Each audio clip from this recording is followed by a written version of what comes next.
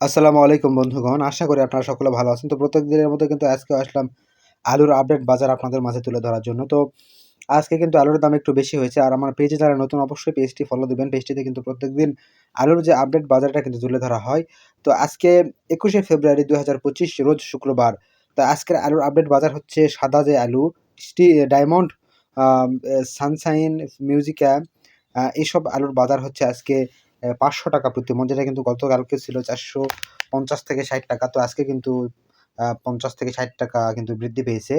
তো লাল যে আলু স্টিক, এটা কিন্তু আজকে বাজার আ আ কাঁচা কিন্তু এটা বলতেছি। এটা কিন্তু বাজার আজকে ৳৪৬০ থেকে ৳৭০ প্রতি মণ বেচাকেনা হচ্ছে। এটা কিন্তু জয়পুরহাট সদর উপজেলার কয়তাহার গ্রাম। তো এই হচ্ছে আজকের সর্বশেষ আলুর আপডেট বাজার। আর কার এলাকায় কত আজকের আলুর বাজার হয় সেটা অবশ্যই আপনারা কমেন্ট করে জানিয়ে দিবেন।